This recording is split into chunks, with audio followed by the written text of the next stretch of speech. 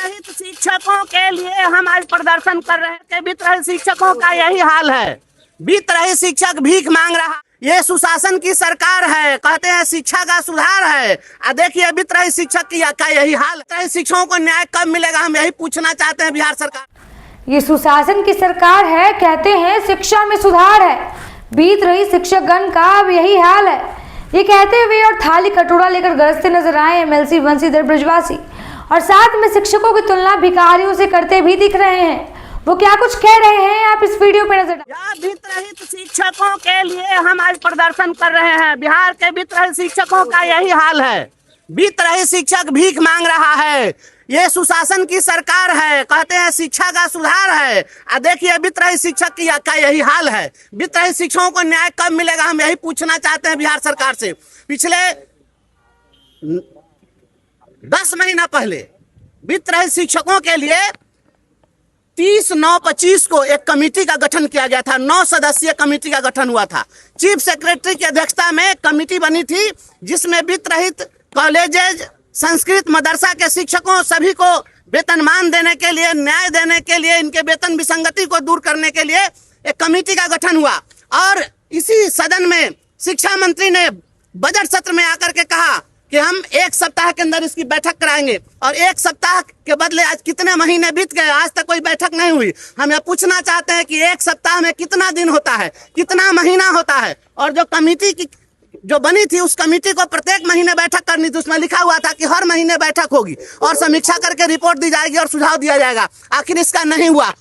दिनकर जी ने लिखा है कि जब फसल सूख कर जल के बिन तिनका तिनका बन गिर जाए, फिर होने वाली वर्षा का रह जाता कोई अर्थ नहीं। जब फसल सूखिए जाएगा तब जो है पानी पटा के क्या होगा। हर दिन वित्त रहित शिक्षक मर रहे हैं।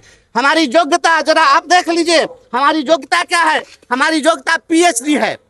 पीएचडी किए हुए लोग और भीख मांग रहे हैं बिहार के अंदर में, यही शिक्षा व्यवस्था है। और मुख्यमंत्री जी घोषणा करते हैं 211 प्रखंडों में कॉलेज खोल रहे हैं। 2 कमरे में आप कॉलेज खोल रहे हैं और इनके पास में इतना इंफ्रास्ट्रक्चर है, बिल्डिंग है, उसको आप नहीं लेंगे।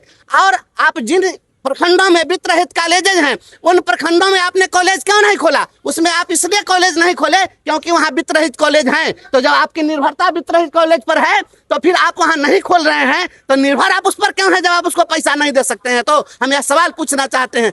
आप जो है क्या किए, आप पीएम श्री स्कूल के नाम पर जो आप ड्रामा किए कि हाई स्कूल को हम पीएम श्री बना रहे हैं। जो राष्ट्रीय शिक्षा नीति है उसके तहत पीएम श्री का जो कंसेप्ट था उसमें था कि यह आसपास के विद्यालयों को नेतृत्व प्रदान करेगा। तो नेतृत्व प्रदान करने के बदला में बगल के मिडिल स्कूल के 6ठा से 8वां तक के बच्चा को अपने यहाँ ले लिए, उसका 100 रुपये बिगाड़ दिए, वो प्राइमरी स्कूल हो गया। और 6ठा से 8वां के बच्चा को पढ़ाने के लिए हाई स्कूल में टीचर नहीं है। यह शिक्षा सुधार हो रहा है। अब दो कमरा में आप जो हाई स्कूल में जाकर जबरदस्ती कब्जा करके उसका कॉलेज खुलवा रहे हैं। और ये वित्त रहित शिक्षक कहाँ जाएंगे। थाली कटोरा लेके क्यों आए? थाली कटोरा हम बता रहे हैं, ये वित्त रहित शिक्षकों का यही हाल है। इनके पास में कोई चारा नहीं है। पढ़ा लिखा लोग कहाँ भीख मांगेगा, कहाँ बउआएगा, किसके पास जाएगा। और हमेशा यहाँ पर सदन के अंदर में यही मामला उठता रहता है। अब वित्त रहित शिक्षक को कोई न्याय नहीं मिल रहा है। आखिर वित्त रहित शिक्षा नीति कब समाप्त होगी आपके पास।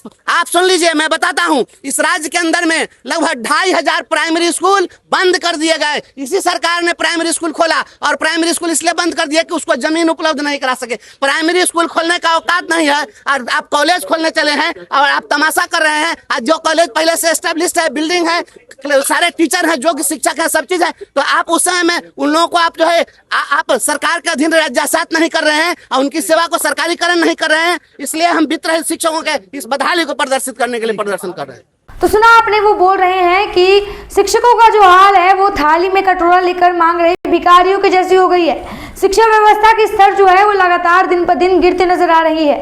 अभी वक्त बताएगा कि इसका कोई निदान निकलता है कि नहीं निकलता है। फिलहाल आज की इस रिपोर्ट में इतना ही। बाकी की तमाम खबरों के लिए देखते रहिए रब्जी लाइव। बहुत बहुत शुक्रिया।